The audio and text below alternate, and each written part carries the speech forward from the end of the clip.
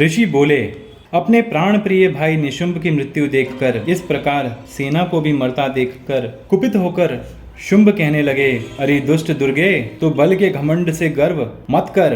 अरे अभिमानिनी, तू तो अन्य स्त्रियों के बल के सहारे लड़ रही है।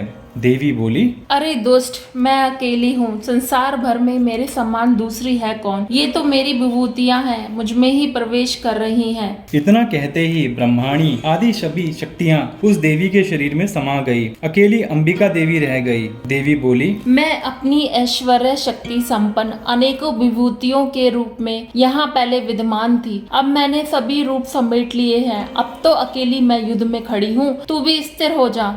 ऋषि बोले, तब सभी देवता तथा दानवों के देखते देखते देवी और शुंभ इन दोनों में युद्ध छिड़ गया। तीखे बाणों की वर्षा तथा भयंकर अस्त्र शस्त्रों से उन दोनों का युद्ध सभी लोगों के लिए भयंकर प्रतीत होने लगा। जितने भी अंबिका दिव्य से दिव्य अस्त्र छोड़ती जाती, दानव उन्हें निवारण अस्त्रों द्वारा तोड़ता जाता। इसी प्रकार परमेश्वरी अंबिका भी खेल खेल में हुकार आदि शब्द द्वारा दानव से छोड़े गए दिव्य शस्त्रों को तोड़ती गई। तदनंतर असुर ने सैकड़ों बाणों से देवी को आच्छादित कर दिया। तब देवी ने भी कुपित होकर बाणों द्वारा उसका धनुष काट डाला। धनुष के टूट जाने पर दैत्येंद्र ने हाथ में शक्ति उठा ली। अभी शक्ति उसके हाथ में ही थी कि देवी ने चक्र द्वारा वह शक्ति काट डाली। तब दैत्यराज ने तलवार तथा 100 चंद्रमा वाली ढाल लेकर देवी पर आक्रमण किया। देवी ने तलवार तथा सूर्य जैसी चमचमाती ढाल को अपने धनुष से छोड़े हुए तीखे बाणों से तुरंत काट दिया। रथ से घोड़े सारथी को भी मार दिया। धनुष तो पहले ही कट चुका था, अब तो भयानक मुगधर लेकर अंबिका को मारने के लिए असुर उद्यत हो गया। उसके आते ही मुगधर को भी तीखे तीरों से काट दिया। फिर भी वह असुर मुक्का तानकर बड़े वेग से दौड़ा। जाते ही उस असुर ने देवी के हृदय में मुक्का मार दिया। देवी ने उसकी छाती पर एक चपेट जमा दी।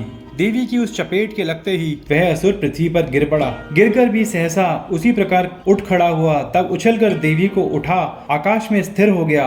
वहां भी निराधार होकर वह चंडिका देवी के साथ युद्ध करने लगा। आकाश में उस समय असुर और चंडिका का आपस में घोर युद्ध हो रहा था। वह युद्ध पहले पहल सिद्ध मुनियों का विस्मय कारक था। अब अंबिका ने उसके साथ देर तक युद्ध करते करते असुर को उठा लिया और उससे पृथ्वी पर पटक दिया। देवी द्वारा पटका हुआ वह पृथ्वी पर आकर खड़ा हो गया। मुक्का तानकर वह दुष्ट देवी को मारने की इच्छा से बड़े वेग से दौड़ा। तब उस असुरराज को आता देखकर देवी ने उसकी छाती में त्रिशूल भोंक दिया और पृथ्वी पर गिरा दिया। देवी के शूल से शत विशत होकर पृथ्वी पर पड़ते ही उसके प्राण निकल गए। उसका गिरना भी समुद्र, द्वीप एवं पर्वतों के साथ सारी पृथ्वी को हिला देने वाला था। उस दुरात्मा के मरते ही सारा जगत स्वस्थ एवं प्रसन्न हो गया। आकाश भी बहुत साफ दिखाई देने लगा।